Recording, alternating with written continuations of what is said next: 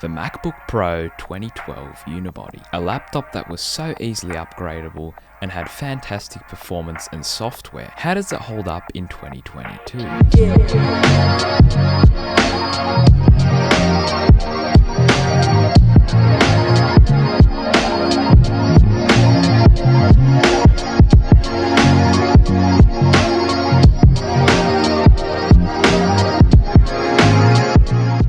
What's up guys, it's tech-raccoon back with another video, and I've owned the 2012 Unibody for a fair few years now actually, for about 4 years, and I absolutely love this laptop. It really offers a great package even now, but we'll go over how it holds up a little bit later. Let's first talk about the design. So the MacBook Pro 2012 Unibody has a beautiful glass screen, as well as a really nice keyboard and trackpad.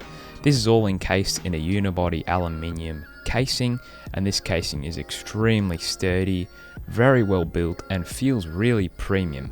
Once you feel one of these, you really know what premium laptops feel like compared to those horrible plastic laptops that you see quite often nowadays. Now, in last year's video, I did mention that this laptop is pretty thick nowadays, but when Apple released their new M series chip-powered MacBook Pros, they were actually a lot thicker than the previous ones as well. So that just goes to show that things have slowly stopped thinning out. Now companies aren't trying to thin out their laptops as much as possible, but they're just trying to get a really good package out there. And while yes, this MacBook Pro 2012 Unibody is still quite thick, the thickness really doesn't bother you once you use it for a bit of time. The only part that might bother you is actually the weight, because the weight is relatively heavy, especially if you keep the DVD drive in there. Personally, I removed it, and it's a lot lighter without it, but it's still a pretty heavy laptop. But compared to the 15-inch version, obviously that's going to be quite a bit heavier. The 13-inch version is still decent to put on your lap. And moving on from design, let's talk about port selection. The port selection on this laptop is decent, but the ports itself are actually pretty old. At least it has a lot of ports, but the ports itself, they're pretty outdated now. It's of course got the MagSafe, but this is of course version 1. Now we're all the way up to version 3, so it is pretty old. Then it's got an Ethernet port. Then you have your Firewire port, which I don't think anybody really uses now, but you can let me know in the comments below. Then you have your Thunderbolt 2 port, which as well I don't think many people use now, unless you have one of those older MacBook Airs which still have it as well. Then you have 2 USB 3 ports, which are decent, but now everybody's into Type-C. Personally, I actually like that it's got USB Type-A, because I actually use Type-A a lot more than Type-C, but everyone else out there nowadays uses USB Type-C. Then it's got an SD card reader, which is nice, but I'm pretty sure it's more of a slower one because it doesn't hold up as well compared to some other laptops I own.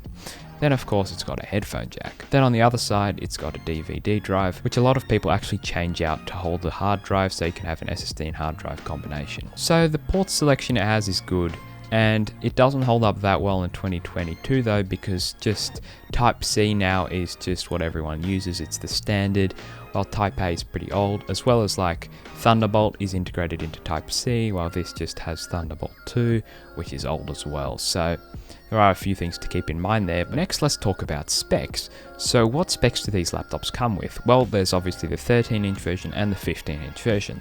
Let's firstly split those up and talk about the two separately. So the 13-inch version comes with no graphics card, while the 15-inch version comes with a graphics card. The 15-inch version, of course, is quite a bit bigger as well. So let's talk about what sort of CPUs you can get in these. So in the 13-inch version, you get either an i5 or an i7.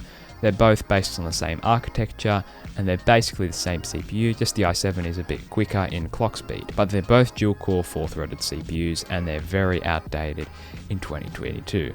I'm afraid I have to say this, but even a desktop-grade Celeron of this year is a lot more powerful than these laptops i5 or even i7. So that just gives you some perspective of the age of these laptops. The 15-inch version came with quad-core i7, so that would hold up a lot better. But still, it doesn't compare to modern day CPUs. Nowadays you can get a desktop i3, which is a lot better than any of these laptops. So if you're thinking of buying this laptop based on pure power, just don't buy this laptop. It's not a power machine anymore. As for RAM, of course the RAM is upgradable on these laptops, which is something that people really like about these laptops, and what really brings people towards these laptops.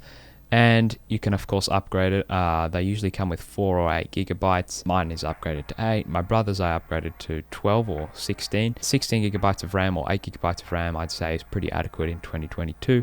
Depends on what you're doing really. But with those processors you won't be able to do much intensive stuff anyway. Now storage. My laptop actually has a 128 gigabyte SSD. And then I don't actually have a hard drive to go along with it, even though I could buy that bay. Then my brother's also has 128 gig SSD, and you can really configure these how you like, and that's what I really like compared to modern laptops is you can just put in whatever you like. You can customize it to your needs, to an extent of course, but the fact that the processor is so weak now just really ages these laptops a lot. But if you don't need a laptop that has a heap of CPU performance and you're only going to be like browsing the web or doing basic stuff, this laptop still does do decently well, but it's not going to be that good on battery life since the batteries are old if you're going to buy this laptop used, which you will basically have to buy this laptop used. And especially with these CPUs are not very efficient at all, so the battery won't last very long, even with a new battery. Let's move on to the topic of software. If you like Apple software, you already know what you're in for. This is Mac OS, so you obviously know what it is. But the sad thing about these laptops is that they were discontinued 2 years ago, so now you don't get the latest Mac OS version. You still get security updates, but security updates, they don't really give you new features and stuff like that. So at least you have security updates so you can comfortably use this laptop for a few more years probably, but you won't get the good new features, and the software on this laptop will basically stay as fast as it is right now and it won't get improved with time. So that is one pretty sad thing that Apple discontinued these laptops, but they are 10 years old now, so that's a pretty big milestone. A 10-year-old laptop, I mean, it still holds up reasonably well.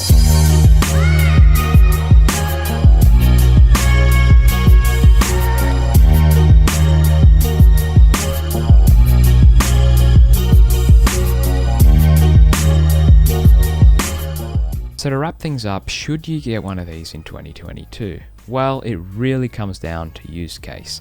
As I've always said, it's really up to what you use these laptops for. If you're going to be doing video editing and pretty hard stuff in Photoshop that really taxes the CPU a lot, then this is just not going to be a good option in any way, shape or form. Unless you get a fantastic deal on one and you're just using it and you don't mind waiting for the thing to render out for ages and playing back video in like 1/8 scale.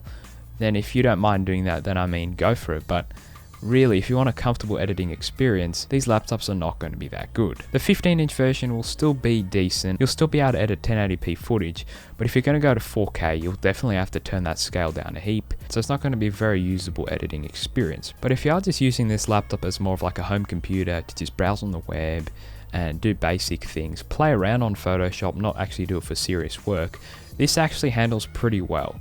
There's not really much problems with it. Yes, the fan does spool up a bit and it does get hot, but if you do a thermal paste replacement like I did and clean out the fans, you should be good, and it really isn't that loud and it doesn't get that hot unless it's a really hot day. But this laptop is definitely starting to show its age, and I probably wouldn't recommend it to many people out there anymore.